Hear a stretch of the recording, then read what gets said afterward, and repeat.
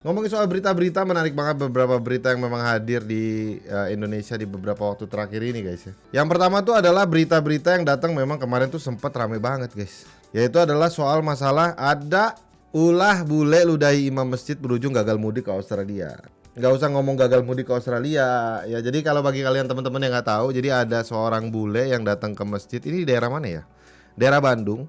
Itu datang ke masjid, dia kayaknya nggak tahu apa yang terjadi, tiba-tiba dia kayak ngomong ke imam masjid atau enggak ke marbot masjid kali ya, yang biasa suka nyetel apa namanya murotal Quran atau enggak persiapan menjelang. Tiba-tiba bulenya itu ngoceh kalau di CCTV, terus tiba-tiba diludahin ya.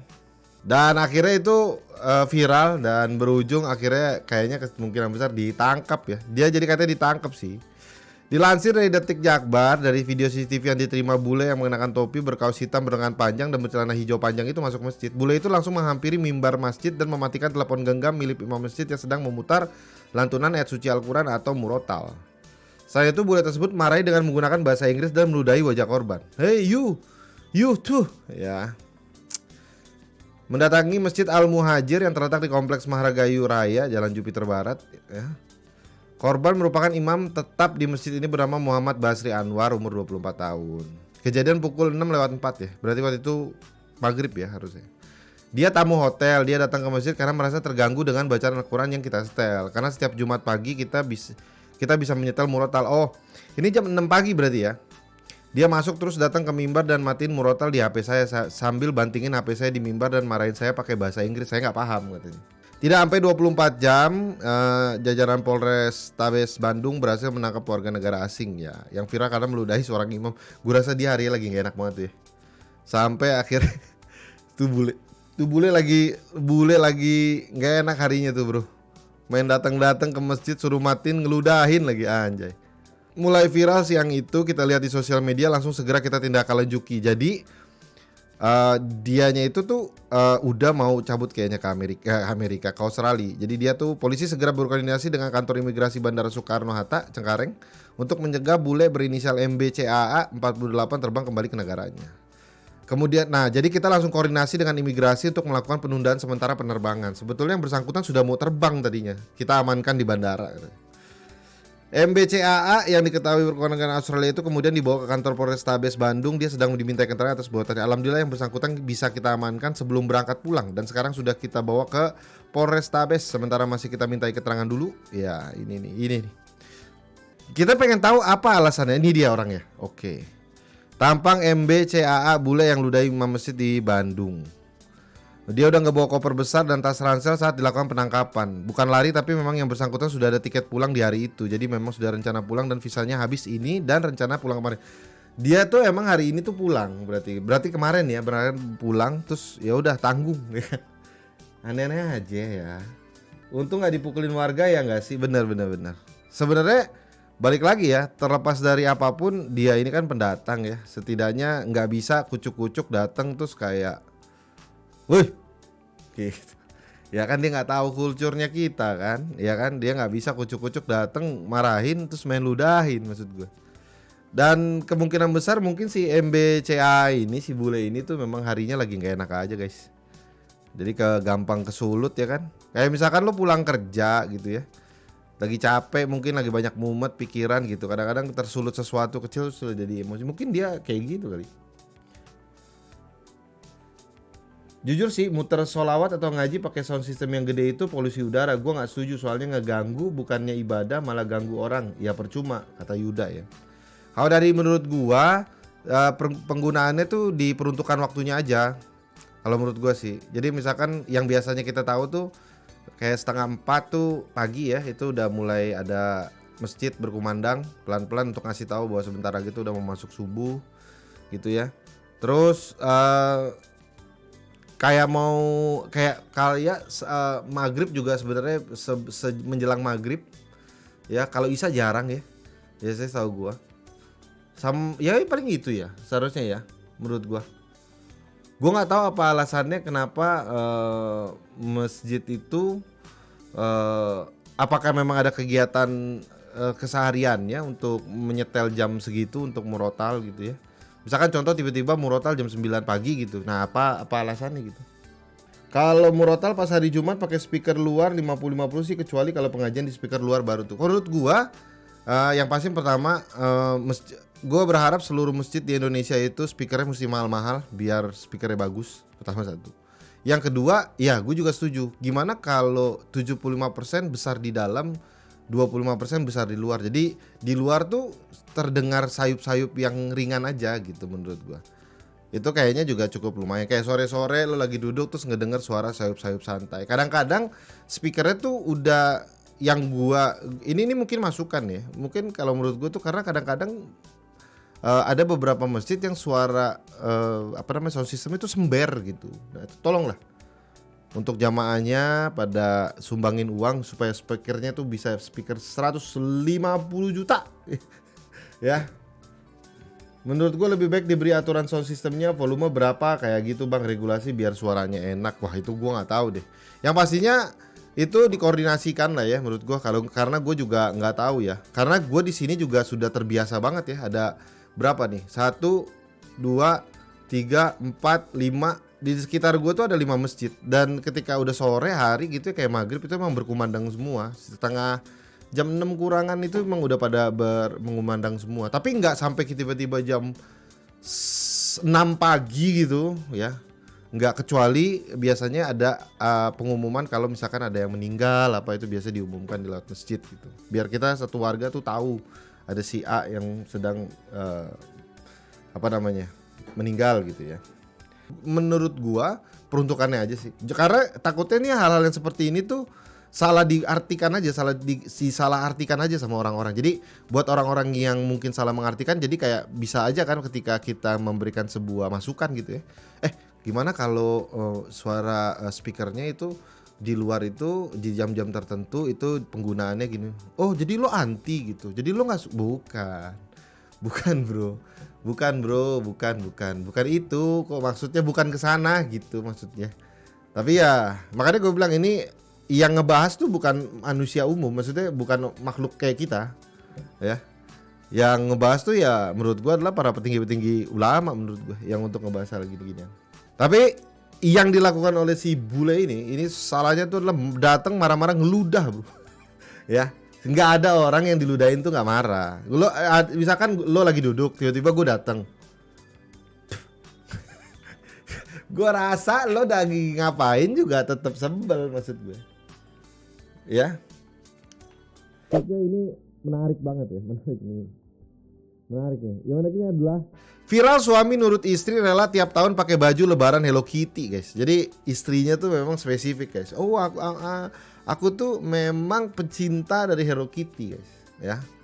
Karena dia suka banget sama Hello Kitty, ya kan. Jadi baju lebarannya Hello Kitty. Nah, permasalahannya kan kalau ibunya yang pakai baju Hello Kitty, anaknya pakai baju Hello Kitty yang cewek nggak masalah. Nah, bagaimana kalau tiba-tiba bapaknya yang pakai Hello Kitty? Ini adalah sebuah cinta yang tak berakar, guys, ya. Seperti dalamnya sumur, tapi sumurnya di lautan. Cinta yang terlalu dalam. Ya, fans Hello Kitty ini kembali menjadi perbincangan di publik media sosial. Pasalnya setiap tahun dia dan suaminya selalu memakai baju lebaran dengan tema Hello Kitty, guys. Penampilan keluarga yang memakai baju lebaran 2023 dengan motif Hello Kitty ini viral dari unggahan akun TikTok ya. Oke, setiap tahun suaminya selalu nurut dengan kemauan sang istri untuk mengenakan serba Hello Kitty. Oke, kita lihat ya, tak perlu paksa sejak raya 2015 lagi. So udah jadi tema kami setiap tahun. Demikian Yus Amina Zawiyah menulis dalam unggahannya di akun TikTok. Oke. Dalam keterangan unggahannya itu diketahui keluarga Yus Amina ini tak perlu dipaksa lagi untuk pakai baju lebaran seragam dengan tema karakter yang didesain oleh perusahaan Jepang, Sanrio itu. Sudah sejak 2015 ya. Hijabers asal Malaysia itu diketahui memang fans Hello Kitty. Dia menunjukkan kesukaannya pada Hello Kitty melalui akun TikTok. Oke. Seperti apakah wujud dari jadi memang nih, ini tahun 2015. Ini tahun 2016. Oke, ini 2017. I see. 2000 oke. Ini 2000 oke. Hari Raya Haji 2017. Oke. Hari Raya 2018 ini ya. Yang sebelah kanan malah Doraemon. Oke, ini Hello Kitty juga ya. Hari Raya Haji 2002. Oke. Wow. Wow. Aw.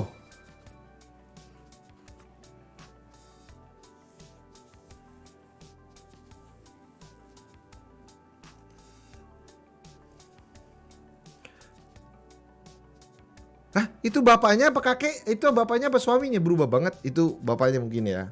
Konsisten happy family banget ya. Pantesan muka bapaknya menunjukkan tekanan. Bang, kalau abang pakai tema Pokemon gimana bang? Kalau misalkan tiba-tiba istri gue bilang, ya kita gimana kalau pakai tema-temanya, misalkan tema-tema apa gitu ya. Ini sekeluarga loh bro, sampai neneknya juga. Ya, neneknya juga bro. Kakek neneknya juga. Gak boleh, kakek neneknya juga loh. Tapi kalian iri. Udah, kalian gak usah ngoceh apapun, kalian tuh iri aja. Ya kan? Bro yang hijau ini, nah ini gue protes nih. Ini gue protes. Kalau ini seperti piyama ya menurut gue. Nah ini bro, Benten. Benten yang satu ini tuh memang dia suka dengan tema ya. Ya. Tapi maksud gue yang gue salutin tuh bukan hanya ini siapa sih? Itu suaminya di belakang. Enggak kan? Alhamdulillah terlihat bahagia, nggak usah peduli kata orang lain. Gue setuju banget. Gue setuju. Limited suami dia, gue juga setuju limited. Maksud gue dia ketemu gitu, ngerti gak sih lo? Dua orang ini tuh adalah dua orang yang akhirnya bertemu dan mereka tuh kayak for whatever reason ya, I'll stand by you. Ya. Kalau Bang Dadi suruh embun kayaknya nggak mau, gue nggak mau ya. Nggak mau ya. Kalau gue nggak mau. Tapi kalau mereka yang mau nggak ada masalah gitu. Mereka ketemu, makanya mereka jodoh guys. Karena mereka jodoh, ini dia guys. Inilah yang namanya jodoh tuh ini yang namanya jodoh. Gue nggak mau dah, gue marah katanya. Agak norak ya, tapi nggak apa-apa, orang punya selera masing-masing. Tapi norak ya, ya. Hebat sih, bisa. Siapa tahu ternyata ini adalah memang dari awal suaminya juga. Nanti kalau kita lebaran kamu mau pakai baju apa? Seragam Hello Kitty. Pas banget. Itu yang aku mau. Kita nggak pernah tahu loh, bahwa ternyata itulah yang suaminya minta juga gitu.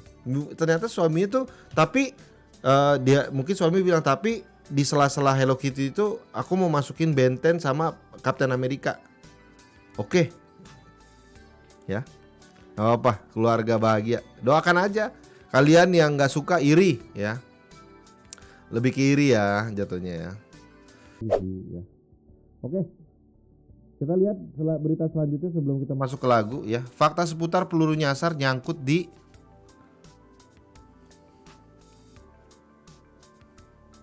begini kejadiannya. Seorang wanita di Somalia gak sengaja ketembak di rumahnya. Jadi wanita 24 tahun ini menyebut bahwa dirinya sedang duduk di ruang tengah ketika peluru nyasar jatuh menembus langit-langit. Akibatnya ia mengalami luka tembak di area kemaluannya. Setelah menjalani pemeriksaan di rumah sakit, dokter menemukan peluru yang berukuran 2 cm itu bersarang tepat. Ya. Tepat. Ya.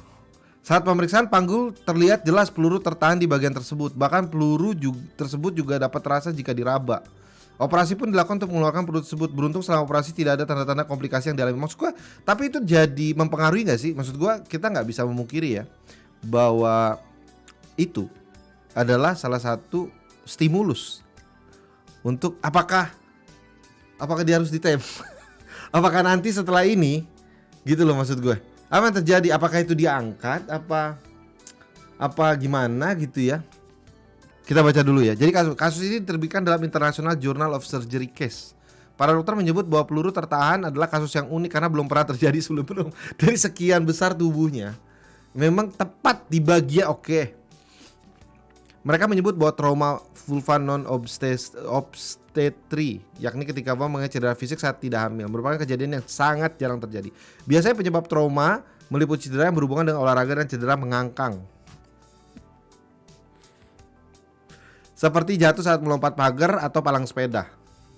Sementara itu luka tembak pada vulva sangat jarang terjadi. Dokter menyebut harus melakukan perawatan ekstra agar objek tersebut tidak merusak area panggul atau uretra. Oke, cedera akibat pelunyasan yang terjadi saat ditembakkan ke langit dan kehilangan energi sehingga terjatuh. Umumnya terlihat kawasan punggung. Enggak. Gue nggak mau tahu itu. Gue mau tahu tuh hasilnya gimana. Operasi yang dijalani dokter mengeluarkan peluru tersebut berjalan lancar. Wanita tersebut bisa keluar dari rumah sakit di keesokan harinya dalam kondisi yang baik. Iya, tapi maksud gue, keadaan dia tuh gimana?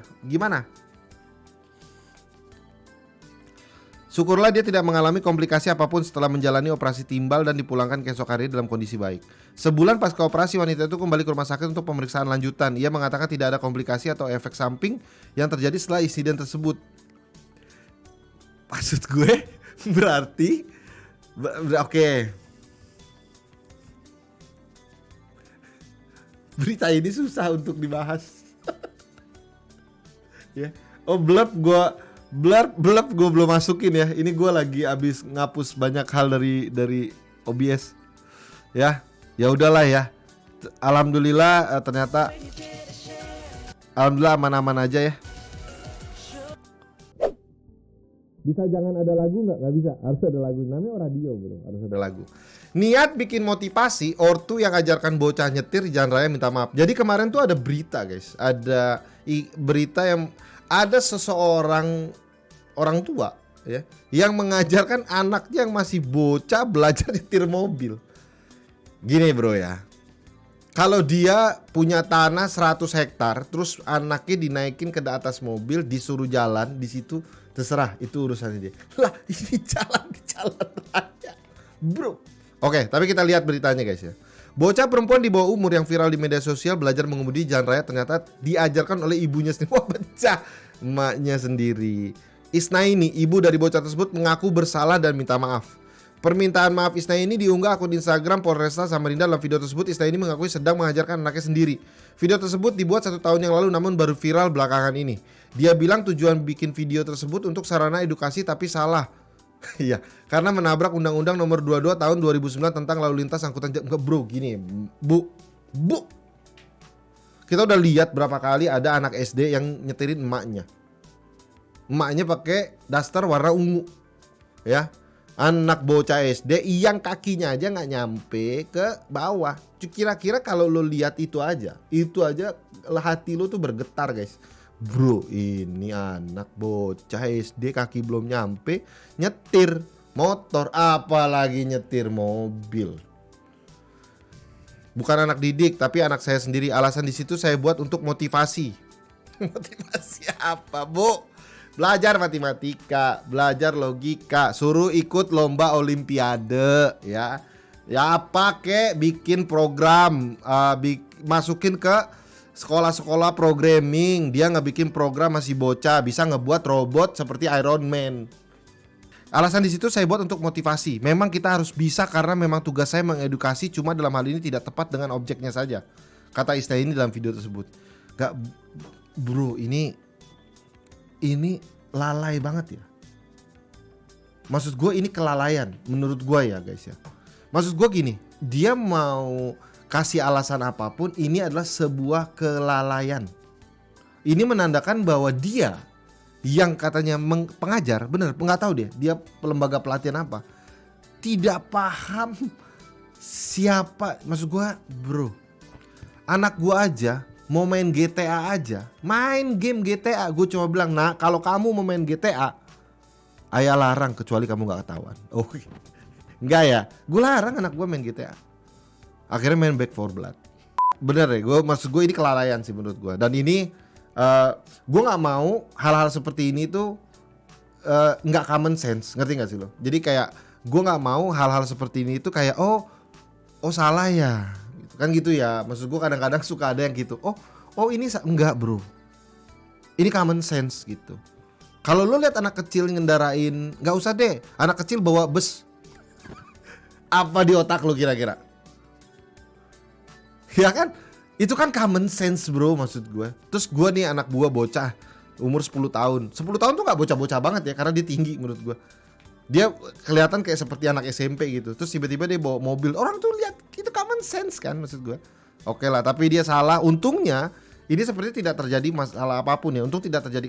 Lo bayangin nggak kalau sampai terjadi kecelakaan? Apa yang akan terjadi, trauma terhadap anaknya, ibunya sendiri itu akan menyesali banget gitu. Wow. Ya. Gue bahkan seumur gue segede gini aja itu nggak boleh naik motor sama mak gue. Mak gue sayang banget sama gue. Gue bilang sayang banget ya mak sama gue mak. Bilang aja mak sayang. Peluk dong. Pengen banget dipeluk. Enggak ya, oke. Di sini, nah jadi di sini saya mengedukasi untuk bisa mengemudi dengan baik, mengendarai, belajar bagaimana cara bawa mobil. Nah itu kan nyangsang bro. Umur nggak tahu bocah berapa itu. Isna ini lalu minta maaf karena sudah membuat video yang salah, apalagi sengaja membiarkan anak di bawah umur mengendarai kendaraan benar. Akhirnya mudah-mudahan sih di sini nih jadi orang-orang tuh tahu bahwa mobil tuh jarang, tapi motor itu sering banget. Sering banget gue lihat orang yang di bawah umur SD, SMP awal itu udah bawa motor, ngebut lagi. Kadang-kadang duduknya agak miring, pakai celana pendek, kakinya botel-botel. Maksud gue, ini kan berarti masih bocah gitu loh. Yang kalau digigit nyamuk masih ngegaruk, makanya bekas kakinya. Gitu loh. Tapi dia ngendarain motor ngebut. Ya. Makanya buat kalian yang sudah berkeluarga dan punya anak, jangan kasih anak kalian kendaraan pada saat tidak tepat. Ya kalau mau kasih sepeda lah, tapi ada nosnya. Ada pencetannya, duar terbang cuy, ntar dia tuh. Ya. Dengan ini saya mengakui video itu salah karena dengan objek yang salah videonya, tujuannya untuk motivasi tapi dengan objek yang salah. Saya minta maaf untuk semuanya, untuk masyarakat Samarinda dan semuanya yang sudah melihat video saya. Alhamdulillah tidak terjadi apa-apa menurut gua, dan ini adalah video 1 tahun yang lalu, dan orang Indonesia itu adalah orang-orang yang pemaaf. Jadi mudah-mudahan Ibu Isna ini jangan diulangi lagi Bu. Ini adalah perbuatan yang salah dan ini tidak keren sama sekali. Ini adalah sebuah kelalaian menurut gua. Ini sebuah neglected ya terhadap situasi yang ada menurut gua. Dan menurut gua ini bukan bentuk kasih sayang ataupun bentuk motivasi yang dilakukan untuk seorang anak. Ya. Di Indonesia anak-anak di bawah umur sudah jelas tidak diperbolehkan untuk mengendarai kendaraan bermotor. Tuh. Pengendara harus minimal berusia 17 tahun. Pun untuk mendapatkan surat izin mengemudi, setiap orang harus memenuhi syarat. Salah satu persyaratannya adalah usia yang sudah cukup. Adapun untuk mengemudi mobil SIM A dan motor, usia harus minimal 7. Tapi untuk ngambil SIM-nya, SIM A maupun SIM C, tolonglah ya, ujian itu yang masuk akal. Ya, tolong ujian pengambilan SIM ya, tolong kepada bapak-bapak pemangku di sana yang masuk akal. Kalau enggak kapan lolosnya? Kadang-kadang pas ngelihat enggak make sense ini. Ujian ini enggak bisa. Ya. Tapi ya sudahlah. Ya. Tindakan tersebut dilakukan untuk bersangkutan jelas salah dan apa nih? Apabila kejadian seperti terulang kembali, kami di kepolisian melakukan tanda. Alhamdulillah tidak ini ya, maksudnya sudah diselesaikan dan sudah permintaan maaf dan tidak dilanjutkan ke hukum ya. Ini adalah, nah ini dia. Oke. Kanan dikit. Agak lambat ya. Bro, ini bahaya banget bro. Warahmatullahi wabarakatuh. Saya Isna Santi. Itu bahaya banget bro. Itu bahaya banget ya. Ya. Tolong kalau nggak mau pakai nembak itu ujiannya jangan zigzag sama ngedrift katanya. Kita disuruh jadi nggak bro, katanya ujiannya itu disuruh kita jadi pemotor handal. Ya, bukan ngendarin motor doang, tapi pemotor handal ya. Itu berita pertama guys. Bunyi apa itu? Itu berita pertama ya pada Ibu Isna ini, tolonglah Bu Isna ini ya.